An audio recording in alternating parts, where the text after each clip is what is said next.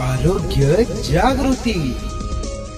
लाल सलाम लाल सलाम लाल सलाम।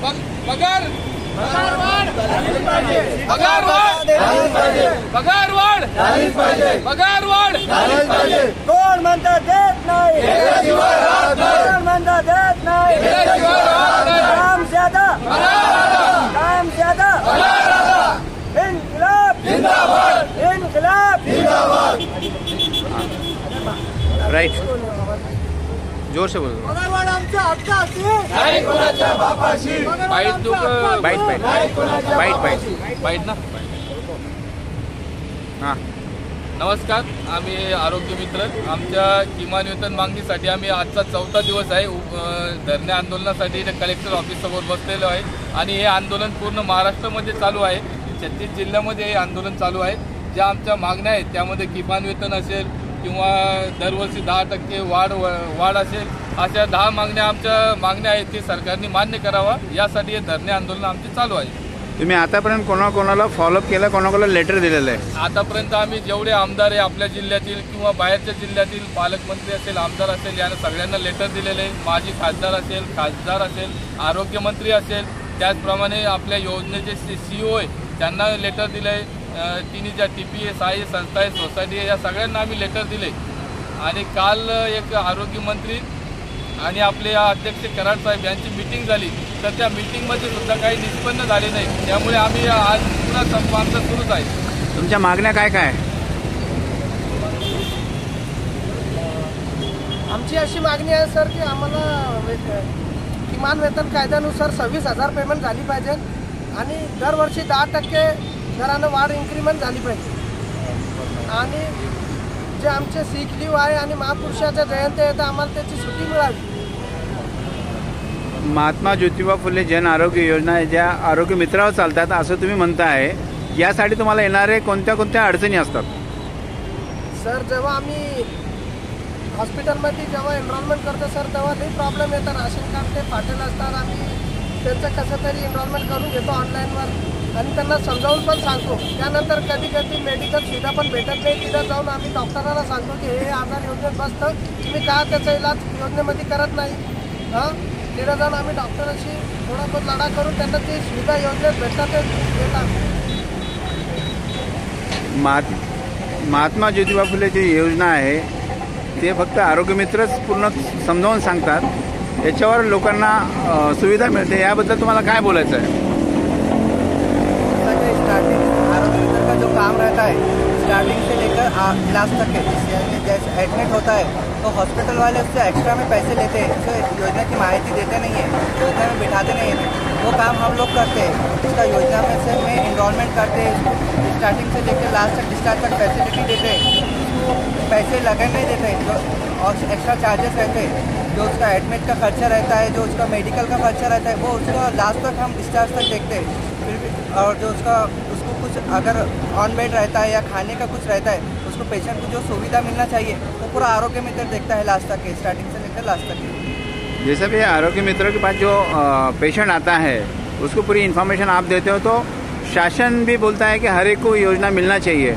इसके ऊपर आपका क्या बोलना है और संचालक से क्या लड़ना पड़ता है आपको? जैसा कि हर पेशेंट को इतनी इन्फॉर्मेशन नहीं रहती है सर फेस टू फेस, तो पेशेंट स्टार्टिंग में हमारे पास ही आता है कियोस्क पर।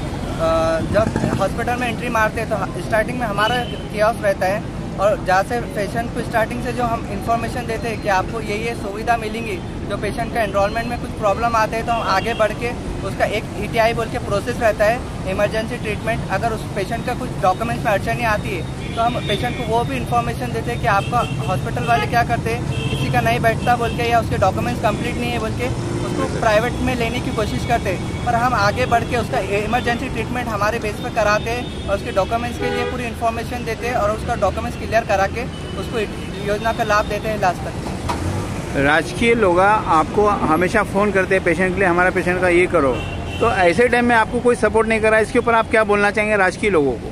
नहीं, अभी तो हमारा बोलना इतना है कि जैसा कि हम आपके एक कॉल पे आप लोगों को सपोर्ट करते हैं, जैसा कि आपके एक कॉल पे आपके गांव वालों के पेशेंट्स को या आपके खुद के पेशेंट्स को भी हम सपोर्ट करते हैं, तो आपसे हमारी यही रिक्वेस्ट है कि आप भी हमें थोड़ा सा सपोर्ट दीजिए। इस वक्त हमारे को आपके सपोर्ट की बहुत ज़रूरत है, क्योंकि जितना आप इसमें शासन में रह के काम करते हैं, वो करते हैं, तो आपका जो हमारे सपोर्ट मिलेगा तो उससे भी हमें जोश आएगा कि आगे हम और भी अच्छी से तरीके से फैसिलिटी दे सकें, क्योंकि ये हमारे कुटुंब के लिए है।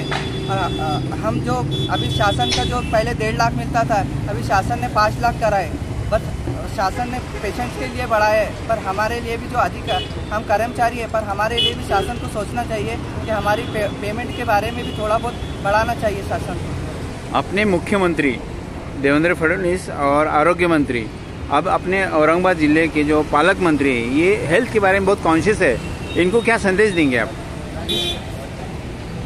मी मुख्यमंत्री महोदय, आरोग्यमंत्री महोदय, उपमुख्यमंत्री महोदय आणि पालकमंत्री महोदय यांना विनंती करतो आमच्या महाराष्ट्र आरोग्य मित्र संघटनेतर्फे की आपण आमच्या ह्या मागण्यांकडे लक्ष घालावं, जेणेकरून आम्ही तुमच्या पावलावर पाऊल टाकून गोर गरीब रुग्णांना चांगल्या प्रकारे मोफत लाभ मिळवून देण्यासाठी अजून हिमतीने सक्रिय होऊ। आम्ही अगोदरपासूनच आम्हाला 10-12 वर्ष झाली योजनेत आम्ही एकदम निस्वार्थपणे आम्ही जनसेवा करत आहोत। आमच्या हॉस्पिटलला आलेल्या रुग्णाला मोफतपणे लाभ मिळवून देण्यासाठी आम्ही अहोरात्र प्रयत्न करत असतो। रात्रीचा एखाद्या पेशंटचा कॉल जरी आम्हाला आला तरी आम्ही त्याला प्रॉपरली गाईडन्स देऊन त्याला डॉक्युमेंट कसं सबमिट करता येईल, त्याला इमर्जन्सीमध्ये लाभ कसा हॉस्पिटलमध्ये घेता येईल, या सगळ्या गोष्टी आम्ही त्याला चौकशी माहिती त्याला देत असतो आम्ही।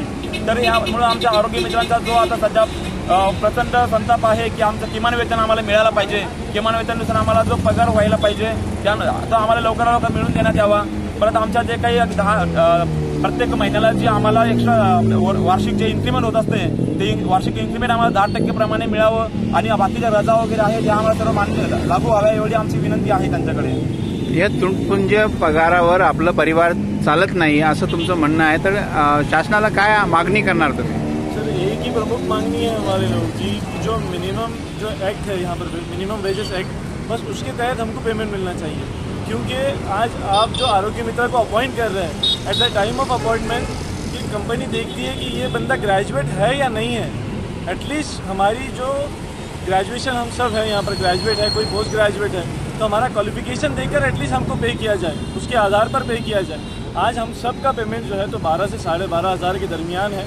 आपको पता है कि एक स्वीपर का पेमेंट इससे ज़्यादा है ना, और ये आप वो अकुशल हमको जो है तो वहाँ पर दिखाकर ये पेमेंट हमको दी जा रही है, जबकि अपॉइंट कुशल है, ये स्किल वर्कर्स है, सब कंप्यूटर चलाने वाले हैं सब, और उसके अलावा सारे डॉक्यूमेंट्स जो है तो वेरीफाई करते हैं, उसी के बाद पेशेंट को जो है तो लाभ मिलता है ना। तो उस एक्ट के तहत जो मिनिमम वेजेस एक्ट है हमारे महाराष्ट्र का, उस एक्ट के तहत हम पेमेंट मांगने के लिए यहाँ खड़े हैं। क्योंकि जैसे अभी आपने क्वेश्चन किया कि क्या पेमेंट मिलना चाहिए, और जो पेमेंट हमको मिल रहा है हम नहीं बता सकते कि किस तरह से हमारे घर चल रहे हैं, क्योंकि आज आरोग्य मित्र सबको तकरीबन 12 साल हो चुके हैं, इसमें से तकरीबन 10 से 12 साल के दरमियान सबका यहाँ पर जो है तो टाइम निकल गया है, और सब जो है तो बीवी बच्चे वाले हैं, और 12.5 हज़ार में किसी का घर नहीं चलता। इसीलिए जो है तो आज हमारे दिल पे पत्थर रखे, क्योंकि हमको पता है हमारे हॉस्पिटल में ना होने की वजह से पेशेंट को आज कितनी तकलीफ हो रही है। हम सब यहाँ हैं, 12 साल लगे हमको ये तकलीफ उनकी छोड़कर हम यहाँ बैठे हैं, नहीं तो इससे पहले हमने ये कदम कभी नहीं उठाया।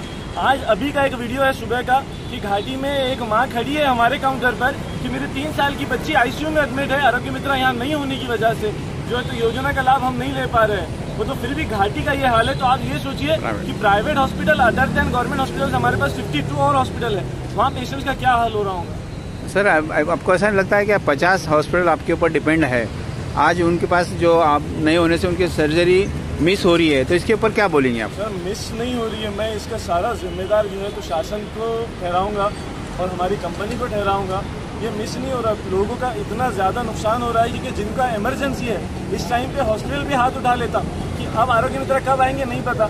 इमरजेंसी जो टाइम लिमिट है वो 5 डेज़ का है कि 5 दिन के अंदर अगर आपने डॉक्यूमेंट सबमिट नहीं किए तो जो है तो वो लैप्स हो जाएगा।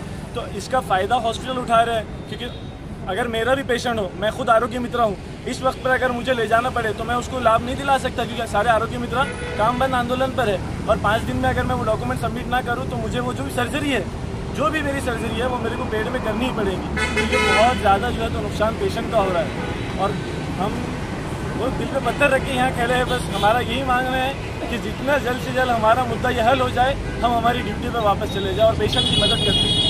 अभी आपके बिहार में कोई काम कर रहा है क्या इसमें आरोग्य? नहीं सर, अभी तो तकरीबन काम बंद है। कुछ न्यूली अपॉइंटेड आरोग्य मित्राज है जो हमारी डिस्ट्रिक्ट टीम के साथ मिलकर कुछ हॉस्पिटल में कर रहे हैं। डिस्ट्रिक्ट टीम जैसा आपको कोऑर्डिनेट करना चाहिए, तो फिर आपके बिना कैसा रख सकते हैं उनको? डिस्ट्रिक्ट टीम सर जो है तो जिस तरह से हम कंपनी के एम्प्लॉइज़ हैं वो भी कंपनी के एम्प्लॉइज़ है, ठीक है, और हो सकता है उनको कुछ पेमेंट हमसे बेहतर मिल रहा है, जिस वजह से वो जो है तो कंपनी की जो है तो उस बात को सुन रहे हैं। ओके, शुक्रिया। कैंसर के सामने जहां हर पल महत्वपूर्ण होता है, वहां एक ऐसी जगह है जो सहानुभूति, समर्थन और संवेदना प्रदान करती है। आपका स्वागत है उम्मीद पैलिएटिव कैंसर केयर सेंटर में, जहां हम सहानुभूति और विशेषज्ञता के साथ देखभाल को नया रूप देते हैं। यहां हमारी समर्पित चिकित्सा पेशेवरों, योगदानकर्ताओं और देखभालकर्ताओं की टीम अपने रोगियों के जीवन की गुणवत्ता को बढ़ाने के लिए दिन रात मेहनत करती है। यह सिर्फ रोग का इलाज करने के बारे में नहीं है, यह समझने के बारे में है कि सफर क्या है। हम संकट समाधान देते हैं और समय को बेहतर बनाते हैं। दर्द प्रबंधन से लेकर भावनात्मक समर्थन तक हम अपनी सेवाएं प्रत्येक व्यक्ति और उनके परिवार की विशेष आवश्यकताओं के अनुसार व्यवस्थित करते हैं। हमारे संपूर्ण देखभाल दृष्टिकोण में चिकित्सा देखभाल को कला और संगीत जैसी थेरेपियों के साथ जोड़कर एक समर्थनमय वातावरण प्रदान करता है, जहां उपचार की प्रक्रिया फलने की संभावना होती है। पेशेंट केयर गिवर हमें उम्मीद पैलिएटिव कैंसर केयर सेंटर में इलाज ही नहीं, एक समुदाय मिला जो हमारी समझता है और परवाह करता है। हमारी स्थानीय उपलब्धियों में स्थान हमारी स्थिति को शांति और समृद्धि देने वाली एक संबल परिसर है। हर पल को महत्व देने के हमारे मिशन में शामिल हों। साथ में हम कैंसर से जूझ रहे लोगों को आशा, गरिमा और समर्थन प्रदान कर सकते हैं। साथ में हम बदलाव ला सकते हैं।